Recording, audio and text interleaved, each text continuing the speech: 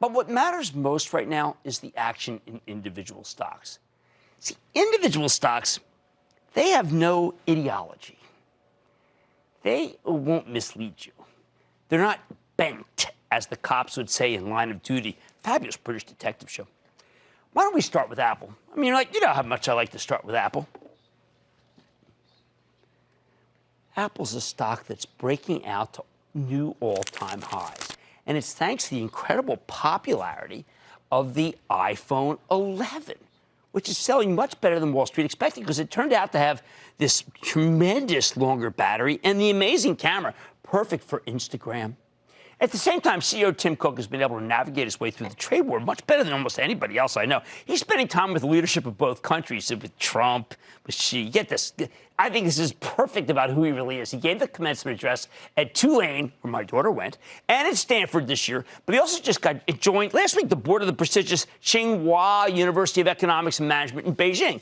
Last week, Cook spoke to China's State Administration for Market Regulation. According to Reuters, he talked about expanding investment in the People's Republic, consumer rights protection, and corporate responsibility. In other words, Cook's not waiting for the trade talks to be resolved. He's not on the sidelines.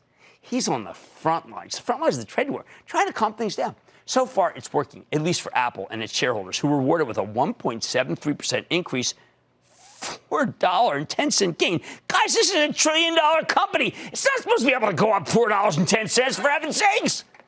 Now, when Apple's on fire, it has a lot of semiconductor pin action. Oh, let's see. Cirrus Logic, Texas Instruments. How about Broadcom? Skyworks Solutions, Micron. A rally in these stocks can trigger a dramatic move in the whole NASDAQ. It's a mammoth breakout that silences the macro junkies who blather on endlessly about the Fed, the fading inverted yield curve, or a big economic slowdown. It's pretty hard to find if you're examining most domestically oriented companies. Hey, speaking of domestic operators, how about that amazing run in the stock of J.P. Morgan? It's up another $3 today. It is hard to believe that such a high-quality stock still sells for less than 12 times earnings with a yield of nearly 3%. But it's true. See, that's what happens when you report spectacular earnings.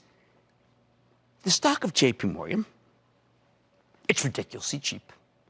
You can't have a real bank rally without this one. It's the best of the best. That's why the stock's fabulous move today was a locomotive that pulled Citigroup, it pulled Bank of America, and it pulled Morgan Stanley along with it. All aboard! All aboard! Once again, if you were taking the professional pessimist seriously, you never would have been able to capture this move. No way, no how. We've seen so many big-time money managers, hedge funds, they come on our air, and they say it is the end of the world. There's just forget about it. Hey, by the way, they're really rich.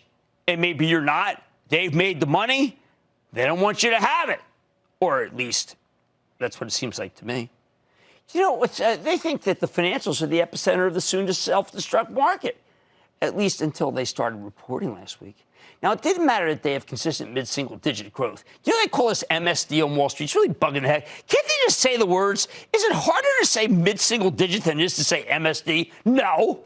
Anyway, it didn't matter that they all have bountiful buybacks and dividends. And it didn't matter that the consumer's in amazing shape. The macro guys don't care about this stuff. They only care about the yield curve. And that's why they got it all wrong. Not that they'll ever tell you that. It's why they've missed out on this terrific bank rally.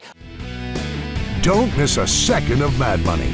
Follow @Jim Cramer on Twitter. Have a question? Tweet Cramer. #MadTweets. Send Jim an email to madmoney@cnbc.com.